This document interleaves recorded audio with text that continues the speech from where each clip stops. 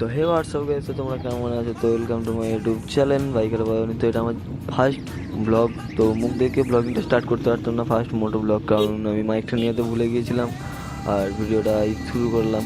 তো দেখো 15 আগস্টের দিন আমরা গিয়েছিলাম আয়াদিন ধাবায়। তো সকালবেলা থেকে এত ক্রেজ, আর সুপার বাইক পুরোই সব ঢুকবে, টাইমিং দিয়েছিল 8টা সাড়ে 8টা এরকম।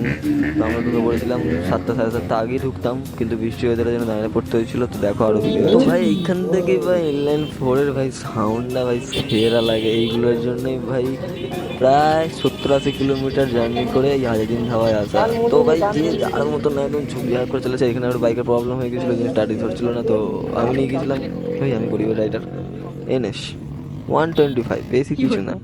আর আসল জিনিস শুরু হয়েছিল এইখান থেকে। কে লুনা গাড়ি সাইলেন্সার লাগিয়ে নিয়ে গেছে ভাই, আর কে ভাই RX 100 এরকম। ভাই ওরা মজা নিচ্ছে নাকি ভাই, ইঞ্জিনগুলো যা ক্ষতি হচ্ছে না, সেই গাড়িটাই বুঝতে পারছি তার উপর দিয়ে কী হতে যাচ্ছে। আর হ্যাঁ, জীবনে প্রথমবার ব্লগিং করছি, তো ভয়েস ওভার দিচ্ছি ফার্স্ট টাইম।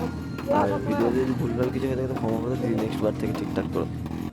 তার সাথে ভাই দেখা গেলো আমার ড্রিম কার BMW M3। এটা M4 প্রথমে ভেবেছিলাম, কিন্তু আমি জানলাম যেটা M3। তো এটা একটা ভাই ড্রিম কার ছিল। দেখা হয়ে গেল, অনেক কিছুই দেখা হয়ে গেছে, আস্তে আস্তে দেখতে থাকো। আর হ্যাঁ, ভিডিও যদি ভালো লাগে ভাই, ফার্স্ট টাইম ব্লগিং করছি, তো যদি ভুলভ্রান্তি থেকে যদি ক্ষমা করবেন। আর ভালো লাগলে ছোট্ট লাইক, কমেন্ট, শেয়ার, সাবস্ক্রাইব তো করবেন ভাই। ইনস্টাগ্রাম, ফেসবুক সবই আছে, একটুখানি আমাকেও সাপোর্ট করো।